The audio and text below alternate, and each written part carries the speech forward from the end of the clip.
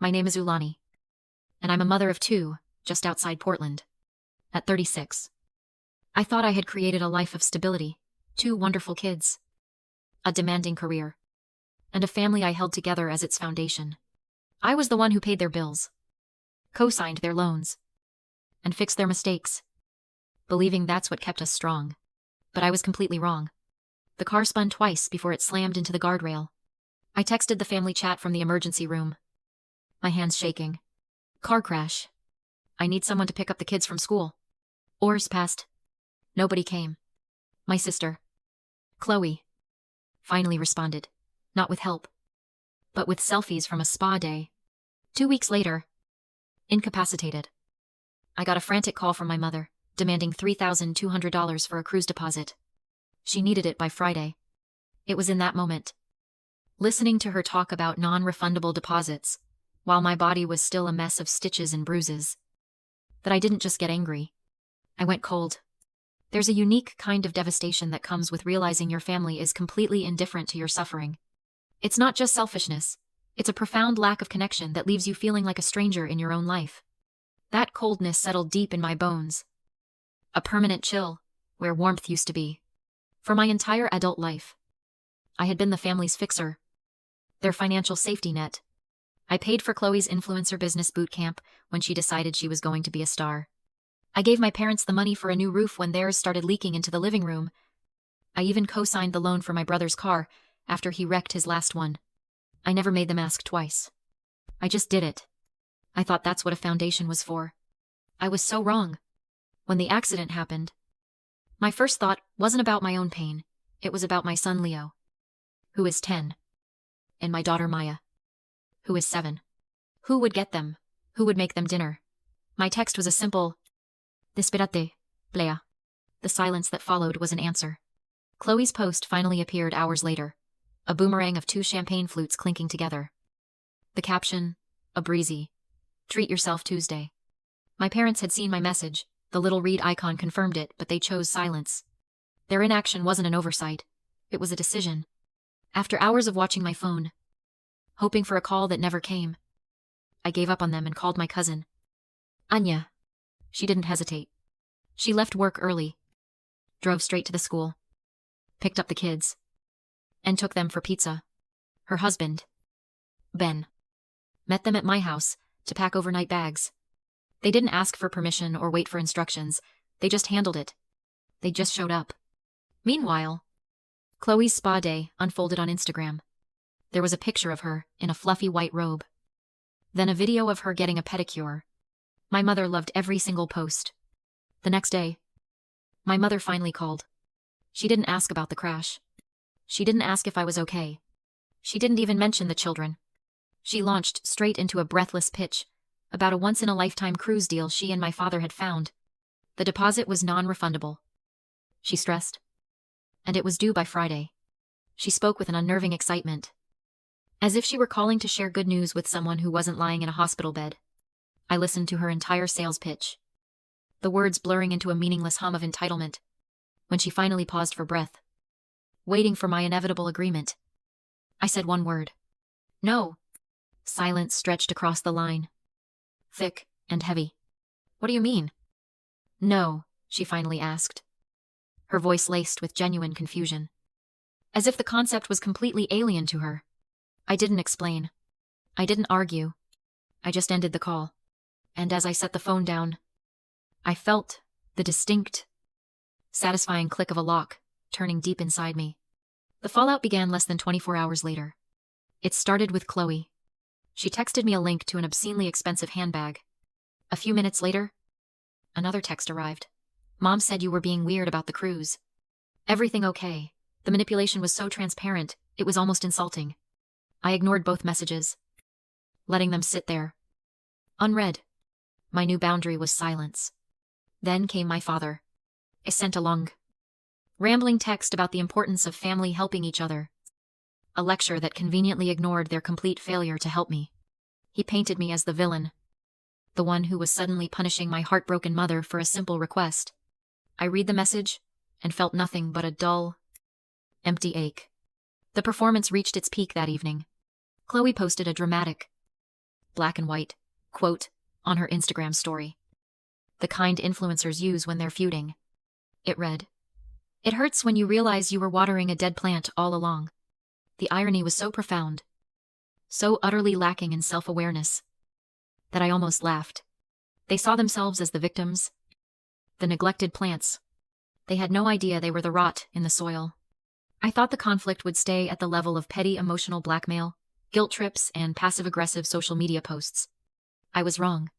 The real escalation came a week later, with a call that changed everything. It was the principal from Leo's school. Her voice was gentle but firm. She informed me that an anonymous call had been made to the child welfare hotline. My heart stopped. The complaint, she explained, made 2 specific allegations. First, that my children were frequently left unsupervised in an unsafe home environment. Second, that I had a substance abuse problem and was misusing the prescription pain medication I'd been given after the accident.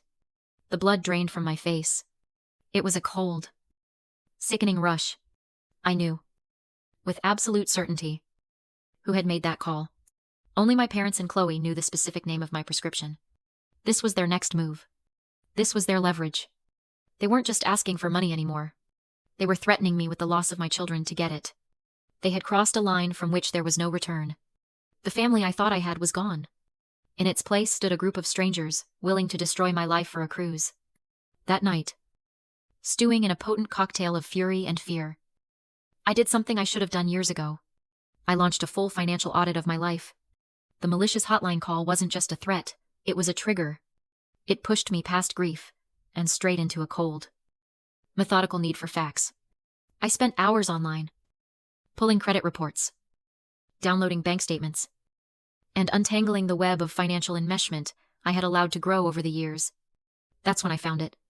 A credit card, opened 6 months prior, with a major bank I didn't use. My name was on the account, and listed as an authorized user was my sister, Chloe. The balance was over $12,000. I scrolled through the statement, my breath catching in my chest. The charges painted a vivid picture of the curated life Chloe projected on social media boutique hotels in the city. Dinners at restaurants I couldn't afford, and a steady stream of purchases from designer clothing stores. Every sponsored post, every perfectly staged selfie, was funded by my credit. A chilling clarity washed over me. Sharp and absolute. This was no longer a family dispute about money or fairness. This was identity theft. This was a crime. And they had just handed me all the evidence I would ever need. I didn't scream. I didn't cry. The time for emotional reactions was over. My actions from that point on were deliberate, precise, and cold. First, I called a lawyer who specialized in financial fraud. Second, I filed a detailed police report, citing identity theft. Third, I froze my credit with all 3 major bureaus. Then, I sat down at my kitchen table and began to write. I crafted a social media post for my private Facebook page, the one connected to our entire extended family, old neighbors, and community friends. I was strategic. I didn't use a single name. I didn't have to. I simply laid out a precise, emotionless timeline of events. I started with the date of the car crash and my plea for help. I followed it with the spa day photos, the frantic demand for cruise money, and the subsequent guilt-tripping texts. Then I detailed the anonymous, malicious call to my son's school. I finished with the discovery of the fraudulent credit card opened in my name.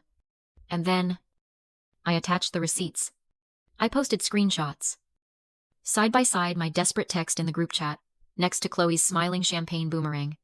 A redacted copy of the time-stamped call log from the school principal. A redacted copy of the credit card statement, showing thousands of dollars in charges for designer goods and luxury travel. I hit post.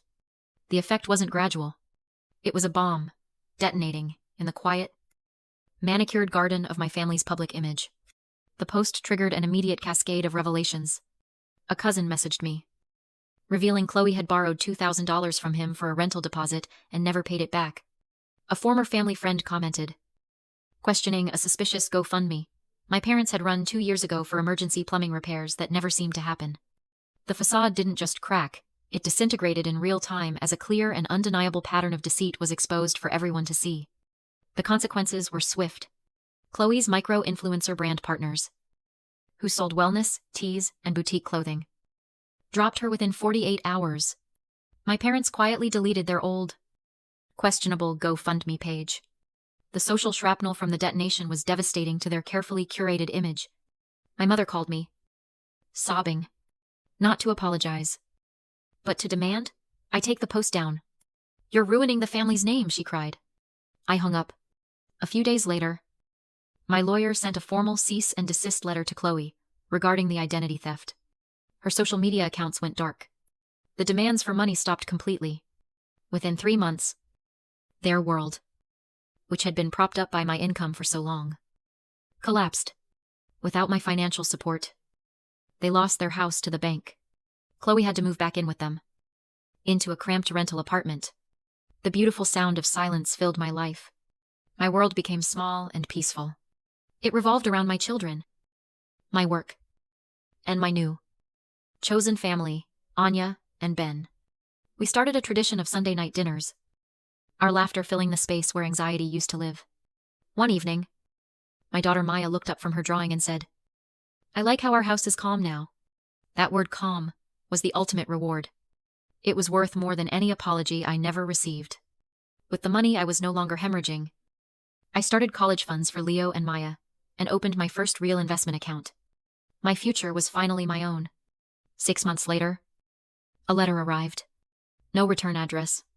Inside, a single sentence was scrawled in my mother's handwriting. "You destroyed this family." I felt no anger, no sadness, no guilt. I walked to the kitchen and shredded it.